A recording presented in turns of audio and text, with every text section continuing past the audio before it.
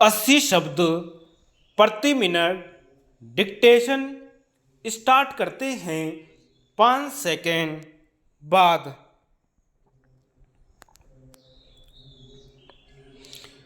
देश में बढ़ती बेरोजगारी की समस्या पर विचार करने के लिए देश के विद्वानों एवं बुद्धिजीवियों ने आपस में विचार विमर्श के लिए एक संयुक्त बैठक का आयोजन किया। उसमें इस बात की जांच पड़ताल करने के लिए एक उप समिति का गठन किया गया, जिसके सदस्य 9 युवकों से विचार विमर्श करेंगे और बेकारी की समस्या पर चर्चा के लिए देश की अनेक शिक्षा संस्थाओं का दौरा भी करेंगे। समिति इस बात की जांच पड़ताल के लिए प्रयत्न करेगी कि आखिर इस समस्या का समाधान किस प्रकार से किया जा सकता है और यह जो रोजगार दिलाने का लक्ष्य रखा गया था, इसकी पूर्ति के लिए क्या क्या आवश्यक कदम उठाए जाने चाहिए। समिति को इसकी पड़ताल करनी है कि क्यों आज हमारे देश में जनसंख्या वृद्धि के अनुपात में रोजगार नहीं बढ़ रहा है। योजना में निर्धारित लक्ष्यों को प्राप्त करने के लिए यदि कहीं कमी रह गई है तो उन लक्ष्यों की पूर्ति करने के लिए सभी आवश्यक उपाय किए जाने चाहिए ताकि उन कमियों को दूर किया जाए।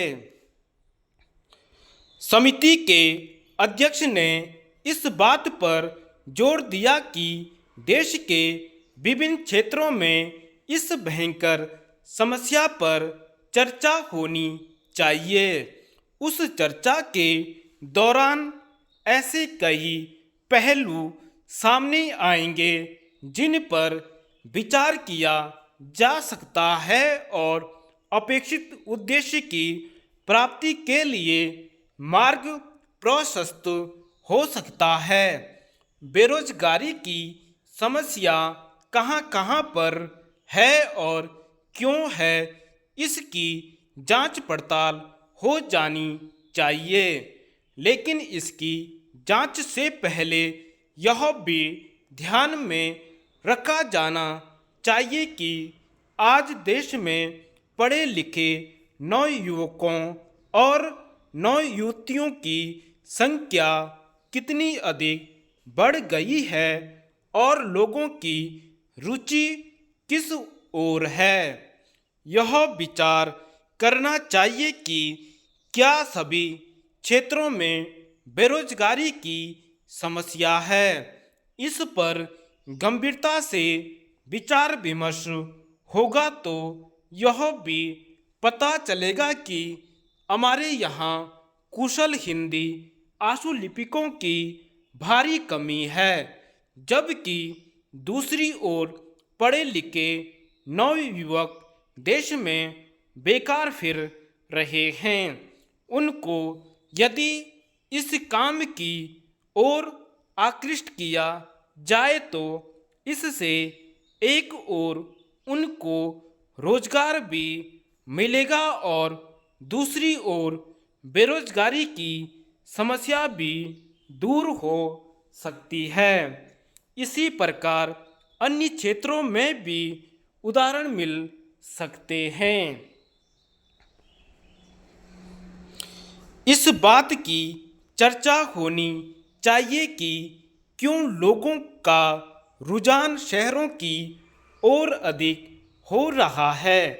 इसकी जांच पड़ताल करने के लिए यह जरूरी है कि हम गांवों की परिस्थिति की ओर ध्यान दें। लोगों से विचार विमर्श करने के लिए जब समिति के लोगों का एक दल गांव में पहुंचा तो यह पता चला कि शहरों में गांवों की अपेक्षा अधिक सुविधाएं हैं। अतः पढ़ने लिखने के बाद खेती करने के बजाय शहरों में नौकरी करना ही अच्छा है। लोगों का अभी भी यही दृष्टिकोण है कि यदि खेती बाड़ी ही करनी है तो इतना पैसा पढ़ाई लिखाई में बर्बाद करने से क्या लाभ है।